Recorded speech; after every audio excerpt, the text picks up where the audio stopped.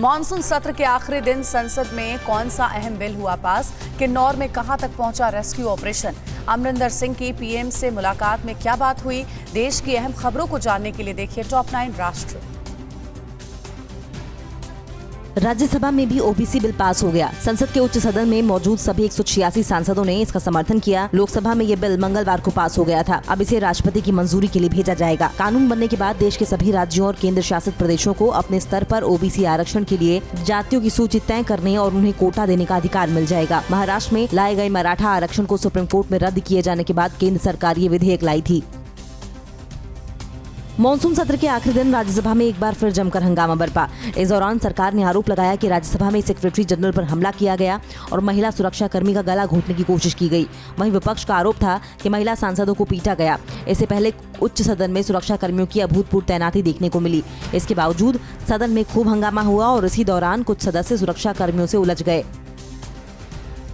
Monsoon सत्र खत्म हो गया है। सत्र के आखिरी दिन राज्यसभा में केंद्रीय मंत्री पीयूष गोयल ने कहा कि विपक्ष पहले दिन से ही सदन नहीं चलने देने की सोचकर बैठा था। इसी रणनीति के तहत बार बार कार्यवाही में बाधा डाली गई। गोयल ने कहा कि सदन का अपमान किया गया और उसकी मर्यादा को तार-तार किया गया। बार बार आश्वस्त करने के बावजूद विपक्ष के बड़े नेता कोविड से जुड़ी बैठकों में नहीं आए। 17वीं लोकसभा के छठे सत्र में सिर्फ 21.14 घंटे काम हुआ, जबकि 74.46 घंटे बर्बाद हो गए। सत्र की शुरुआत 19 जुलाई को हुई थी और इसे 13 अगस्त को खत्म होना था, लेकिन रोज रोज के हंगामे को देखते हुए 2 दिन पहले ही सत्र समाप्त कर दिया गया। इस दौरान कुल 17 बैठकें हुई। कुल 6 सत्रों में सबसे कम बैठकों वाला ये दूसरा सत्र है। प्रधानमंत्री ने कहा है कि आत्मनिर्भर भारत की सफलता का दायित्व भारतीय उद्योगों पर है। पीएम ने ये बात बुधवार को भारतीय उद्योग परिसंघ यानी कि CII की वार्षिक बैठक को संबोधित करते हुए कही। पीएम ने कहा कि स्वतंत्रता के 75वें वर्ष को देखते हुए भारतीय उद्योग जगत के नए संकल्पों और नए लक्ष्यों के लिए बहुत बड़ा अवसर है, क्योंकि आज का नया भारत दुनिया के साथ चलने के लिए तैयार और तत्पर है। किन्नौर हादसे के बाद वहां अभी रेस्क्यू ऑपरेशन जारी है। आपदा में कम से कम 10 लोगों के मारे जाने की पुष्टि हो चुकी है। बस में सवार रहे करीब 60 लोगों में से 30-35 लोगों की तलाश अब भी जारी है। इस बीच प्रधानमंत्री ने हादसे पर दुख जताते हुए पीड़ित परिवारों के प्रति संवेदना जाहिर की है। प्रधानमंत्री ने घायलों के लिए जल्द स्वस्थ होने की कामना की। किन्नौर लैंडस्लाइड के बाद वहां कम से कम 200 जवान दिन रात रेस्क्यू में जुटे हैं।